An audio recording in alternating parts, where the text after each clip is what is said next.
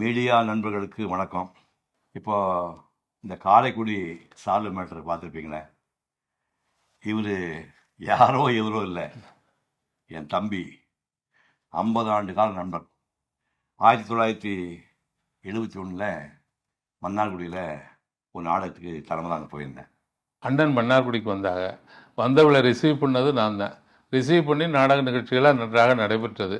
நடைபெற்றவுடன் அண்ணன் ஊருக்கு போக வேண்டும் என்று இருந்தார். அண்ணன் வந்ததுலேருந்து சாப்பிடவே இல்லையே ஒன்றுமே சொன்னதற்கு, என்னப்பா நான் என்ன சாப்பிட்றேன், 2 நாள் தூக்கம் இல்லை, அதனால் நீ எப்போதும் நான் சாப்பிட்ற அந்த வெங்காயமும் தயிர் சோறு கொடுத்தால் போதும். 1974 என் கல்யாணத்துக்கு வந்திருந்தார். கல்யாணத்துக்கு வந்தது மட்டும் இல்லை, வந்த எல்லாரையும் ரிசீவ் பண்ணதும் நானும் ஒருவன். இவர் கல்யாணத்தையே நான் தான் பண்ணி வச்சேன். அண்ணன் புதுப்பேட்டையில் இருந்தார்.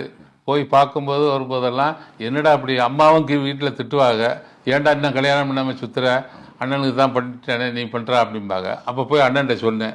அவரே ஒரு பொண்ணை பார்த்து எனக்கு திருமணம் செய்து வச்சுட்டாங்க. இவர் கல்யாணத்தை மட்டும் நடத்தி வைக்கல. நான் இவர் மக கல்யாணத்துக்கு போயிருக்கேன், பேரன் கல்யாணத்துக்கு போயிருக்கேன். கல்யாணத்திற்கு வந்தது மட்டும் இல்லாமல் அவரே டிக்கெட் எடுத்துக்கொண்டு வந்து விடுவார். இந்த காலத்தில் இல்லை, 30 வருடத்திற்கு முன்னாடி இங்கேருந்து திருச்சிக்கு பிளைன் டிக்கெட் எடுத்துக்கொண்டு, அப்பா வந்துட்டேன்டா எங்கடா இருக்கா அப்படின்னு சொல்லி கேட்டுக்கொண்டு வருகிற அளவுக்கு நாங்கள் பாசமுடையவர் என் மீது அவர். பொதுவாக நிகழ்ச்சிகளில் எனக்கு யாராவது சால்வை போத்து வந்தாங்கன்னா அதை திருப்பி அவனுக்கே போத்திடுவேன். சால்வை போத்திக்கிற பழக்கம் எனக்கு கிடையாது. இன்னைக்கு ஒரு 6 மணிக்கு நிகழ்ச்சி ஆரம்பித்து 7, 8, 9, 10ன்னு ஒரு 7-8 பேர் பேச ஆரம்பித்து பயங்கர டயர்டாகி கடைசியாக நான் பேசினேன். அப்போவே கிட்டத்தட்ட 10 மணி ஆகி போச்சு. ரொம்ப டயர்டாக இருந்தது.